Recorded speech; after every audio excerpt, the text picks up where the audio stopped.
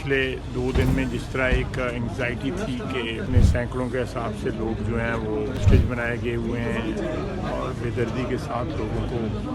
شہید کیا جا رہا تھا، پاک فوج نے، ہماری افواج نے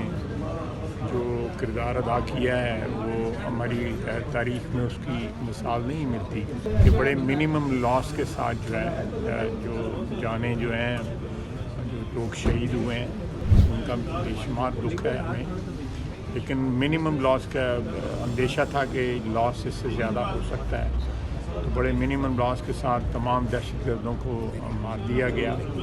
واصل جہنم کیا گیا، بچوں کو، بزرگوں کو، فیملیز کو اور دوسرے جو مسافر تھے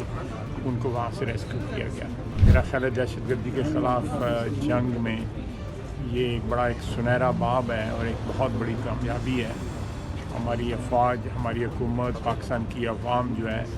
ان کا یہ مصمم ارادہ ہے کہ ہم دہشت گردی کو، چاہے وہ افغانستان میں کی طرف سے KP میں آ رہی ہے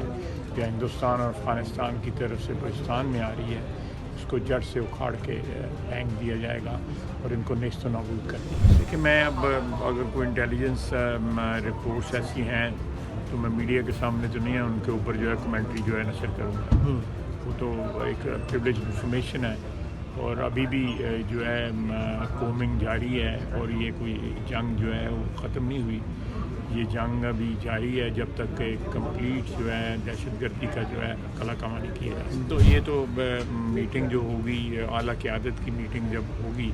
تو اس میں یہ فیصلہ ہوگا، ابھی تو کوئی فیصلہ نہیں ہوا لیکن وہاں پہ ہو سکتا ہے میٹنگ ہو جس میں تبادلہ خیال ہو چیف منسٹر کے ساتھ، بلوچستان کے ساتھ، جن کو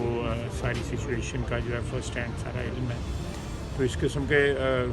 امکانات ہیں کہ اس قسم کا کوئی آپریشن کیا جائے اور کنفرنٹ کیا جائے، تمام تر آپشنز ابھی تک اوپن ہیں۔ کیمرہ بریفنگ بالکل دی جا سکتی ہے، اس میں کوئی شک نہیں ہے، لیکن اس طرح کی نہیں جس طرح عمران خان، فیض اور باجوہ دیا کرتے تھے۔